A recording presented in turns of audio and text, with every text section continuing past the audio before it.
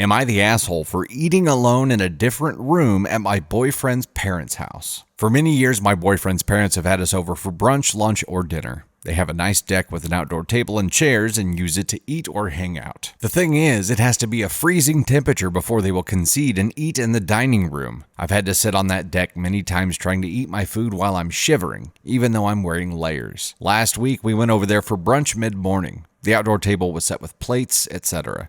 I had my layers on again, but I was cold. When we were outside, I noticed the thermometer read about 45 degrees Fahrenheit. The food got cold quickly, and I decided I had enough. I told them as nicely as I could that I was too cold. The mom turned to the dad and asked, "Well, should we pack it in?" The dad, scooping food into his mouth, said, "Nah, it's not too bad out here," and kept on eating. Nothing more was said, not even from my boyfriend. Everyone kept eating. So I apologized sincerely that I needed to eat inside, gathered my plate, napkin, silverware, and glass, and went into the dining room. I finished eating before they were done, and since I was warmed up, I went back out to the deck while they chewed the cud and finished up. I could feel tension and no one talked to me. After we left, my boyfriend berated me in the car for being rude. I agree it's not the best thing to do, but I had put up with this for a long time out of politeness, and I think their behavior is nutty. That's nutty behavior, that is. Sure, after years of this, I should know better than to go over there with my boyfriend if it's a cold day. I do it to be a good girlfriend and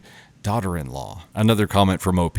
That reminds me, the dad keeps the hot water heater off and turns it on when he wants to take a shower. He thinks hot water sitting around will result in wasted energy when it's not used. I mean, yeah, there's some loss, but not much. Even my boyfriend thinks this is extreme. The mom hates this. The mom turns on hot water for her showers too, but yeah, that's what he wants. No hot water for dishes. Also, the mom spends 6 days a week at their country cottage because 1, it's smaller and easier for her to get around, no stairs to climb, and 2, so I can have all the hot water I want, she said. I've never encountered someone with this quirk myself, but I can see how it would be difficult to maneuver. I wonder if they don't have inline water heaters where he is, because that would be, the immediate solution to everything. But let's assume not, because it doesn't seem like that's an option here. So it's odd, and you finally created a boundary. The only issue I take with the approach here is that if you knew it was likely that at some point this was going to happen, you needed to warn the boyfriend. The boyfriend probably could have helped smooth things over or get things changed ahead of time so that you didn't end up in this situation in the first place. You created a boundary, but like a lot of people do, they wait too late. They wait till the pain is extreme to create that boundary, and it ends up creating an altercation instead of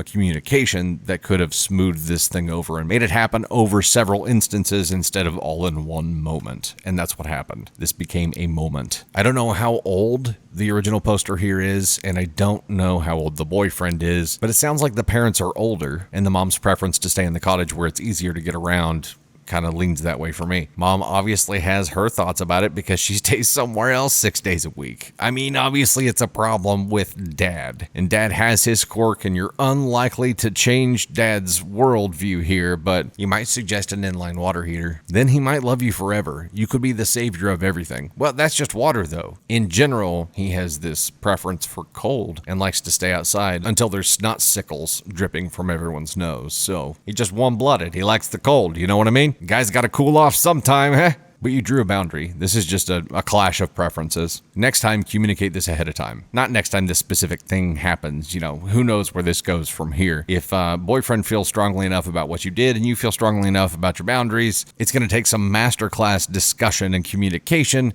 to be able to survive this. So good luck with that. But in the future, you could avoid finding yourself in this kind of situation if you just start communicating your feelings about things ahead of time. On the AskCon scale, you are actually an AskCon 3. You're a bigger asshole than I thought you were. And that's because you probably should have approached that differently. And that's what I meant by having a conversation ahead of time and, attempting to advocate for this change instead of doing it all at once. You should have approached that differently. You're a wee bit of an asshole for it, so learn and apply that new knowledge and skill to the next time. And stay warm, eh?